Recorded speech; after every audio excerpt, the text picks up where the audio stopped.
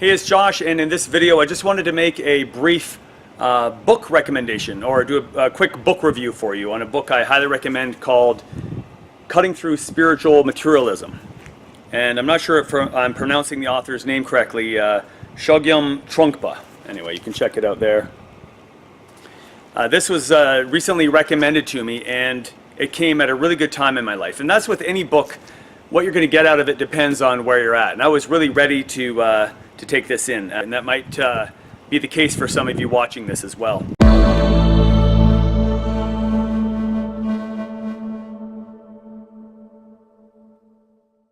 Just a quick note that the author of this book is Buddhist, so it definitely will have sort of a Buddhist slant to it, but don't let that deter you if you're following some other religion or belief system. It's still appropriate for any reader from any background. Now, the basic concept of this book, and to be fair, you have to get into it to really know what it's about, but the basic idea is that ego is able to convert anything to its own use, even spirituality. And so what can happen is, with spiritual materialism, our ego tends to turn spirituality into something we can accumulate or we can get that's outside of us, and we sort of try to take it in as opposed to making it an inward journey. And I really think this book would be useful for actually anybody, but especially for those of you who are very sincere in increasing your awareness or your self-realization or your introspection, who are very sincere in your spiritual journey, who are open to being open, to sort of surrendering to what is.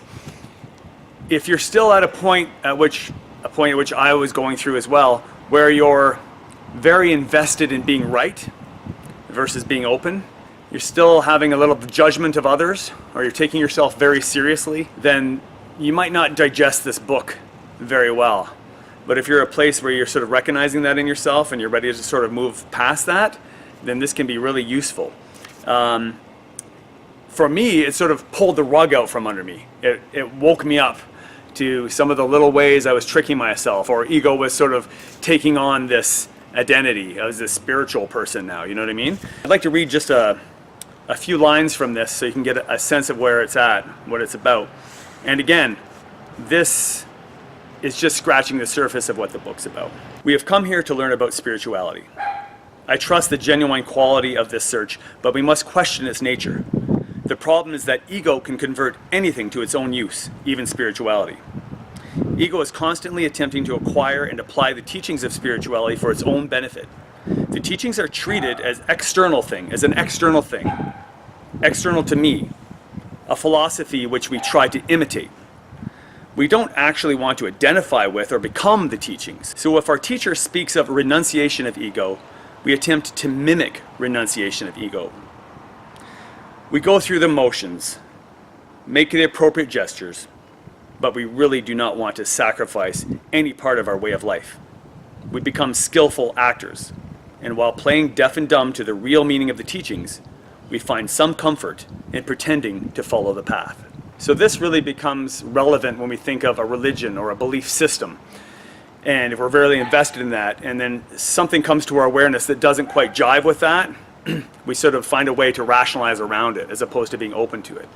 Another way to look at this sense of accumulating spirituality as opposed to looking inward is to consider it like we've created an antique shop.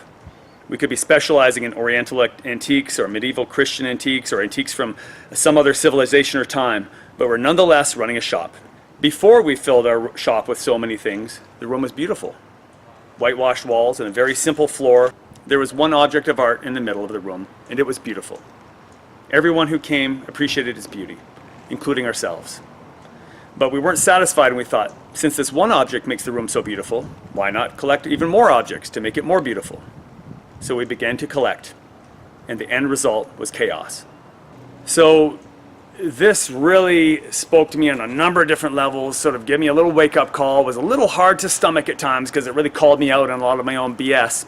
It was pretty humbling for me, but it is worth the read, and I'm glad someone did recommend it to me. If you have any questions or comments about it, post them down below. And until next time, stay awake.